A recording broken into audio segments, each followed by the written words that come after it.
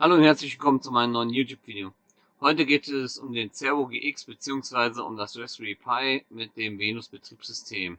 Was das nicht ist, will ich euch ganz kurz nach dem Intro natürlich erklären. Und falls du meinen Smart-Stand noch nicht gesehen hast, das verlinke ich hier oben in der Ecke nochmal. Und wenn dir mein Video gefällt, dann lass mir gerne ein Like und ich freue mich natürlich auch über ein Abo von dir. Und alles weitere folgt wie immer nach dem Intro.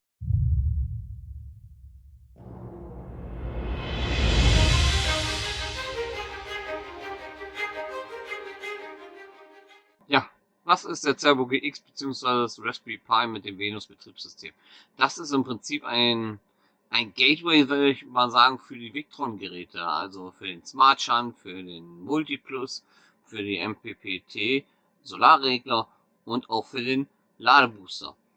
Ähm, Was ich damit alles machen kann, ist relativ einfach. Ich kann mir das anzeigen lassen, was alle die Geräte an Spannung liefern, an Strom liefern, an Leistung und so weiter und so fort. Aber ich will dich nicht lange damit aufhalten, sondern ich will dir noch ganz kurz erklären, warum ich das gemacht habe. Ganz einfach, ich habe da hinten zwar so eine Anzeige, wo ich sehen kann, wie viel Spannung und wie viel Strom, beziehungsweise wie viel Strom ich noch in der Batterie habe, aber das ist nur eine LED-Technik im Sinne von 5 LEDs. Das sind 3 grüne, eine gelbe und eine rote. Naja, wie man sich sicherlich vorstellen kann, ist das nicht wirklich aussagekräftig für mich. Ne? Ich möchte ganz gerne eine Digitalanzeige haben und dafür habe ich mich für die Victron-Geräte entschieden. Es gibt noch etliche weitere wie V-Tronic, WCS Goch und hat man nicht gesehen.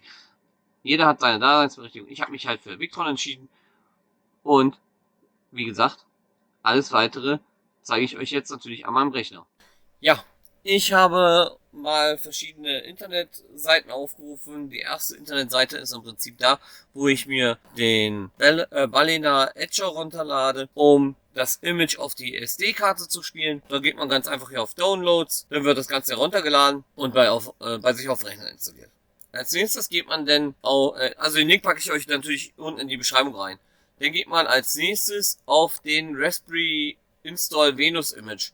Und zwar gibt es jetzt hier auf GitHub ist das Ganze, wo die Software hinterlegt ist. Und hier sieht man auch, welche Pis alle verfügbar sind. Also Pi 0 ist nicht verfügbar, erste Pi ist nicht verfügbar, ab Pi 2 ist das verfügbar bis Pi 4. Und bei Pi 4 muss man aufpassen, dass man das Venus größer 270 bzw. neuer nimmt. Oder bei dem Pi 4 Board mit Revisions 1.4 oder 1.5 und 1.5 muss man den Venus OS 2.9 nehmen. Den gibt es aber zurzeit nur in der Beta-Version. Ja, ich habe den Pi 3 und damit wäre ich alles safe.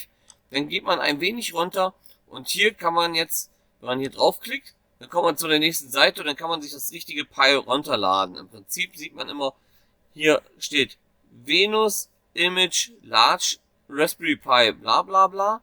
Also Raspberry Pi 2 und dann von wann das ist. Das ist jetzt zum Beispiel das letzte für das Pi 2. Und wenn ich ein bisschen runter scrolle, komme ich dann zum Pi 3.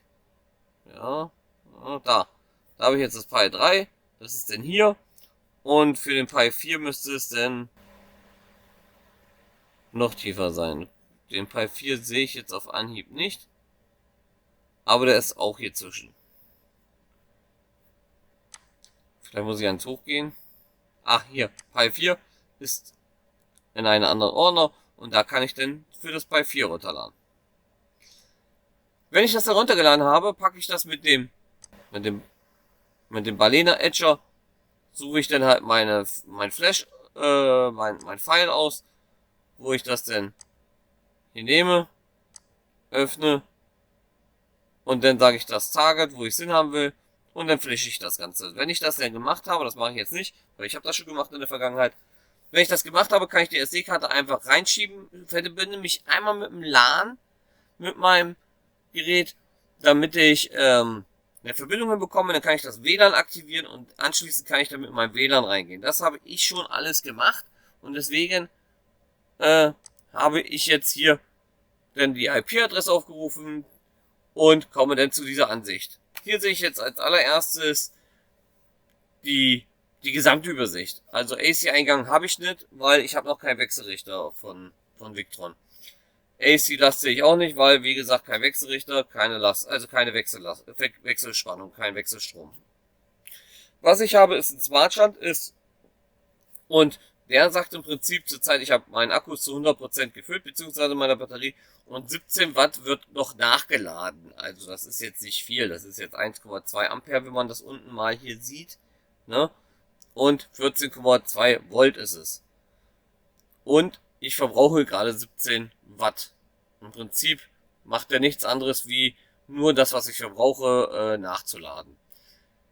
Dann kann ich einmal draufklicken, dann gehe ich auf Menü und jetzt habe ich hier verschiedene Einstellungen. Hier sehen wir meinen Smartstand, mit dem per VE Direktkabel verbunden ist. Ich sehe den Ladezustand, meine Batterietemperatur, weil ich einen Batterietemperatursensor habe, meine verbrauchten Amperestunden, meine Restlaufzeit, Alarmstatus ist okay. Und hier sehe ich halt die verschiedenen Batterie-Kennwerte. Dann gehe ich einmal zurück. Als allererstes, bevor man aber überhaupt irgendwie sich sowas anguckt, geht man in die Einstellungen rein. Man geht in die Einstellungen rein und dort kann ich unter Allgemeines, kann ich jetzt erstmal ein Zugangslevel setzen. Und da bin ich der Super-User in dem Sinne. Da gibt es auch so einen kleinen Trick dabei, den schreibe ich unten in die Beschreibung rein, wie man das macht mit dem Super-User. Und ob ich SSH auf LAN haben möchte und ob ich ein Passwort setzen möchte. Ich habe gesagt, nee, ich will kein Passwort setzen, weil ich bin ein bisschen passwortfaul. Und hier kann ich dann noch, wenn ich das ein bisschen runterscrolle, kann ich noch einen Neustart machen, Demo, um das Ganze mal ein bisschen mit rumzuspielen, sag ich mal, aber das ist relativ unspektakulär. Dann habe ich die Möglichkeit, die Firmware zu aktualisieren. Ich habe zurzeit die aktuelle Firmware drauf 2.89. Es gibt mittlerweile eine neuere, aber nur in der Beta-Version. Den werde ich natürlich nicht installieren, weil ich das Live-System habe. Wenn ich ein Testsystem hätte, würde ich mir tatsächlich auch die 2.9 installieren. Ich kann das Ganze online abrufen. Da kann, also ich kann das automatisiert machen, dass er nur prüft, weil ich sage so, naja, er muss es nicht runterladen, wenn ich gerade nur mit LTE unterwegs bin. Dann möchte ich ganz gerne, dass das nur prüft, mir sagt, okay, es ist eine neue verfügbar, und wenn ich dann im WLAN irgendwann mal wieder habe, dann kann ich es auch mir runterladen und aktualisieren.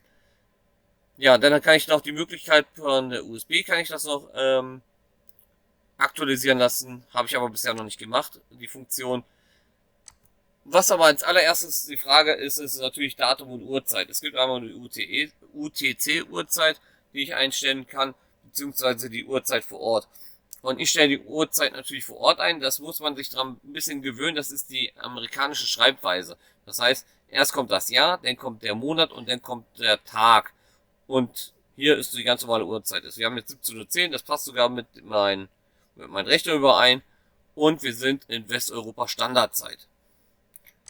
Das ist erstmal da. Dann kann ich noch hier einstellen, was das daher ist. Das würde ich aber erst dann einstellen, wenn ich einen Wechselrichter habe, damit ich sagen kann, okay, das ist jetzt hier als Beispiel, man klickt da drauf, dann sage ich, das ist das Netz oder das ist ein Generator oder das ist ein Landstrom. Ne? Also in meinem Fall wäre dann Landstrom oder Netz, würde ich dann einstellen. Dann habe ich noch die Möglichkeit, hier verschiedene andere Sachen, und als allererstes, weil das Ganze ist in Englisch, würde ich hier rauf gehen und würde mir die Sprache Deutsch auswählen. Wenn ich da drauf klicke, habe ich verschiedene Sprachen. Oh, jetzt war ich zu schnell. Hier habe ich verschiedene Sprachen, also Englisch, ich glaube Tschechisch, Deutsch, Spanisch, Französisch, Italienisch, Niederländisch, keine Ahnung was, Rumänisch. Naja, ich habe ganz viele Möglichkeiten. Warum bin ich jetzt Disconnect? Oh, ich habe aus Versehen umgestellt auf toll.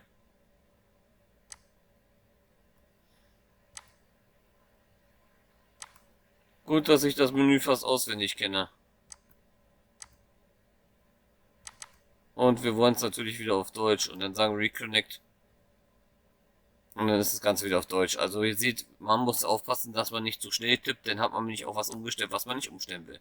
Ja, dann kann ich VRM Online-Portal. Das ist natürlich was ganz Tolles. Da kann ich eine Portal-ID mir generieren. Und dann kann ich sagen, okay, ich möchte das Ganze mit dem Internet kommuniziert haben, beziehungsweise mit dem VRM-Portal. Dann habe ich die Möglichkeit, nicht nur, wenn ich gerade am Fahrzeug bin, das Ganze zu sehen, sondern kann ich es auch sehen, wenn ich gerade irgendwo in der Eisdiele sitze oder sonst wo. Ja? Der letzte Kontakt wird auch eingeschrieben. Ich kann hier auch die Zeiten umstellen. Ich kann sagen, ich möchte, dass das jede Minute kommuniziert wird. Wäre vielleicht gar nicht so schlecht jede Minute, weil dann habe ich es ein bisschen feinfühliger. Jetzt gehen wir runter. Neustart, wenn kein Kontakt, also es kommuniziert in beide Wege. Neustart, freier Speicherplatz auf der USB-Karte, wurde ein USB gefunden. Nein, es wurde natürlich kein USB gefunden und ich habe auch keine Protokolle gespeichert. Das ist auch okay so. Dann habe ich hier noch verschiedene andere Einstellungen, die ich machen kann. Wi-Fi ist natürlich ganz interessant. Also ich sag mal so, das ist jetzt mein WLAN, was ich im Wohnmobil habe. Das heißt Wohnmobil Ahorn. Ich war nicht so kreativ mit meiner Namensfindung, aber wie ihr seht, das ist die andere noch weniger kreativ.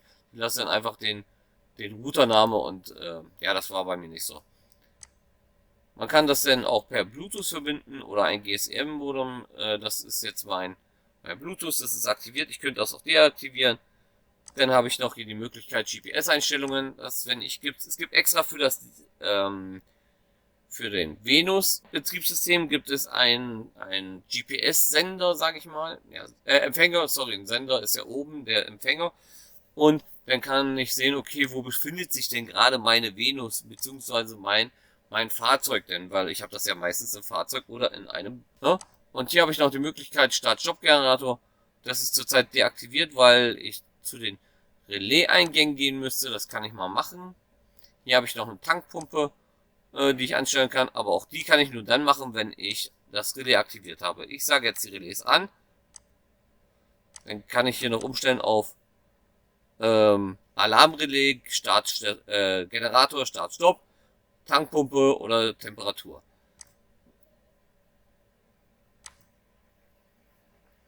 Dann kann ich hier auf Dienste gehen, dann kann ich sagen, okay, ich möchte VE-Konsole, das ist auf der Konsole, das habe ich auch, und den Modbus kann ich aktivieren. Der Modbus ist ein Protokoll, was ich habe, wo ich dann noch Sachen mit auslesen kann. Dann habe ich hier digitale Eingänge, das habe ich aber bisher noch nicht benutzt, die digitalen Eingänge, und Bluetooth-Sensoren. Ich könnte also rein theoretisch auch einen Bluetooth-Sensor für Temperatur oder sowas hinzufügen. Das waren so die Einstellungen, die man am Anfang macht. Also am Anfang machst du Wi-Fi, würde ich sagen, oder Ethernet, was du haben willst. Dann machst du die Sprache und dann noch das Datum. Das sind so die Grundeinstellungen, die man eigentlich macht. Alles andere, das macht man später irgendwann mal. Ich will nochmal zu den Seiten kommen. Hier sehen wir im Prinzip, hatte ich gerade erzählt, was ich da sehe. Jetzt kann ich das zur Seite scrollen, also nach rechts in dem Falle. Dann sehe ich das gleiche nochmal. Hier sehe ich jetzt die Batterie. Systemfahrzeug ist aus. Also ich habe auch nichts, was ich anschalten kann, davon abgesehen. Idle, das ist blöd geregelt, weil Idle heißt Leerlauf. Leerlauf heißt, ich habe gar nichts in dem Sinne. Also es gibt Charge und also Laden und Discharge für Entladen. Und ich bin zurzeit im Leerlauf. Könnte vielleicht daran liegen, weil er bei 1,2 Ampere nur liegt. Ja. Und hier die 17 Watt Minus stehen und hier die, ja, zur Batterie steht hier sogar. Ja? Also er lädt die Batterie zurzeit mit 17 Watt. Dann kann ich nochmal nach rechts wischen. Dann habe ich wieder eine andere Anzeige. Wenn ich noch Tanks verbaut habe, würde ich den, also nicht Tanks verbaut habe ich, aber keine Sensoren für die Tanks, dann würde ich die tatsächlich hier wieder finden.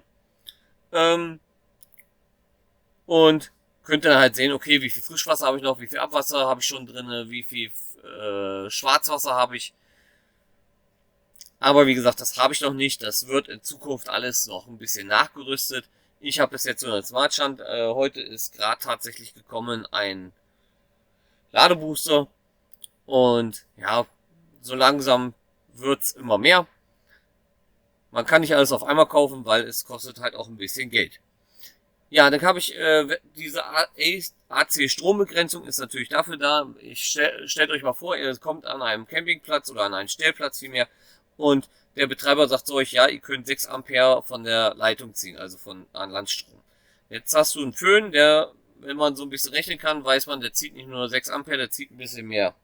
Das heißt, wenn ich Pech habe, fliegt mir die Sicherung raus. Und mit den Multiplus 1 und auch 2 kann ich mir ein Eingangsstrombegrenzung reinsetzen. Das heißt, wenn ich jetzt hergehe und sage, okay, ich habe 6 Ampere, gehe ich hier unten drauf. Oh. sollte eigentlich machen, Doppelklick. Vielleicht macht das jetzt auch nicht, weil ich es nicht habe. Und dann kann ich so relativ genau einstellen, wie viel Ampere ich von der Leitung ziehen will und wie viel Ampere ich nachher aus meiner Batterie ziehen will, wenn die 6 Ampere nicht reichen. Hintergrund ist es, dass du dann immer genug Strom hast für deinen Föhn oder Kaffeemaschine, was auch, whatever.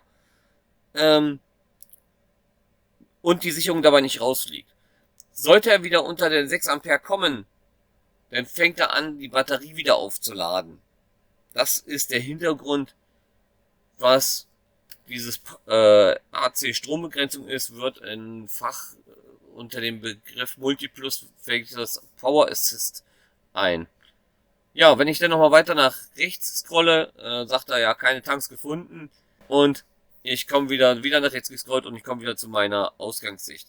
Ja, ich habe dir gerade gezeigt, was man alles mit dem Gerät machen kann. Also ich kann bis jetzt nicht so viel damit machen, weil ich habe noch nicht die entsprechenden Zusatzgeräte. Wird sich aber in Zukunft ändern, wie gesagt. Und warum habe ich mich für die Variante mit dem Raspberry entschieden? Weil ich hatte die Raspberry noch rumliegen gehabt, sage ich mal. Und deswegen war das für mich die kostengünstigere Variante. Wenn man das heute neu kauft, ist man, glaube ich, bei der Raspberry mit 180 Euro, bei der 4er zumindest dabei. Und dann kommt noch die SD-Karte dazu und dann vielleicht noch ein schönes kleines Tablet, sage ich mal. Dann ist man auch bei ca. 500 Euro. Wenn ich mir den Cervo GX plus das Display kaufe, dann bin ich auch bei ca. 500 Euro. Also preislich macht sich da gar kein Unterschied mehr. Zumindest zur Zeit nicht. Vielleicht wird ja irgendwann die Palma wieder günstiger. Dann würde es wieder Sinn machen. Ich bin einfach happy mit dem System. Freue mich natürlich darauf, weil, wie gesagt, ich habe schon das neue Teil da liegen. Das ist ein Ladebooster, damit ich während der Fahrt laden kann. Ist für Wohnmobile ganz interessant. Ja, wenn dir mein Video gefallen hat, hinterlass mir gerne ein Like. Wenn du in Zukunft meine Videos nicht verpassen willst, hinterlass mir auch ein Abo. Ich freue mich über jedes Abo, auch natürlich über jeden Like. Und ich würde mich natürlich auch super darüber freuen, wenn ihr mir Kommentare hinterlässt, was euch interessiert. Ein schönes Wochenende noch. Wir haben